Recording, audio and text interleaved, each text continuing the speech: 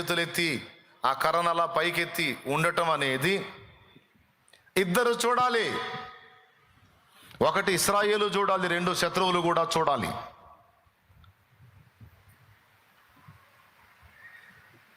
ఇశ్రాయేలు చూసినప్పుడల్లా ధైర్యం వచ్చింది మోషేని. అదిగో మన పక్షంగా మన నాయకుడు ప్రార్థన చేస్తున్నాడు, జయం మనదే, అదిగో మన కొరకు చేతులు ఎత్తబడి ఉన్నాయి, అదిగో మన కొరకు చేతులు ఎత్తబడి ఉన్నాయి, అదిగో మన కొరకు మోషే చేతులు ఎత్తున్నాడు, జయం మనదే.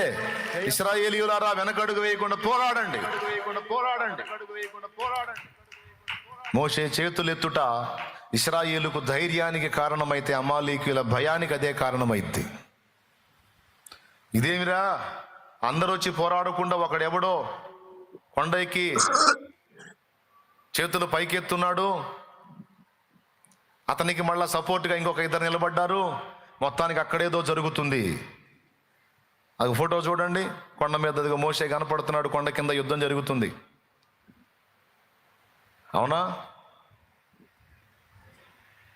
ప్రార్థనా పరులంటే మన శత్రువుకి భయం, ప్రసంగికులంటే వాడికి భయం ఉండదు, పరిచారకులంటే వాడికి భయం ఉండదు. వాడికి సింహస్వప్నం ఎవరంటే ప్రార్థనా పరులే.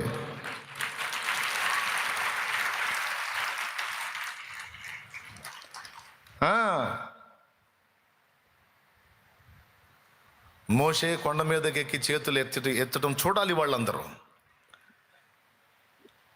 వాళ్ళలో విశ్వాసం ఏర్పడాలి, అప్పుడే దేవుని శక్తి వాళ్ళలో పనిచేస్తుంది.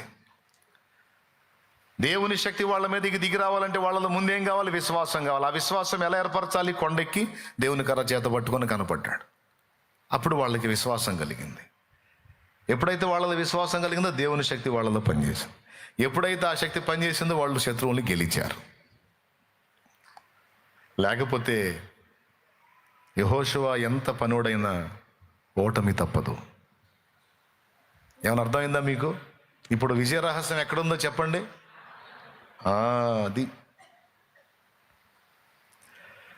తెల్లబారిన పొలమును చూచి తెల్లవారక ముందే లేచి, తెల్లబారిన పొలమును చూచి తెల్లవారక ముందే లేచి, ఉల్లము దేవుని ఆత్మతో నిండగా, ఉల్లము దేవుని ఆత్మతో నిండగా, ఉల్లాసముతో కూర్చెడి వారిని, ఉల్లాసముతో కూర్చెడి వారిని పంపుము దేవా, పనివారలను పంటను కోయుటకు నేడు, పంటను కోయుటకు.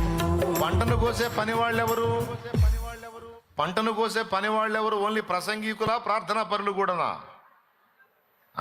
ప్రార్థనా పరులు ప్రొటెక్షన్ లేకపోతే ప్రసంగికులు లెగుస్తారు పిట్టలు లేచినట్టు. అలా ఓకగా కొట్టేస్తాడు సైతాన్. అది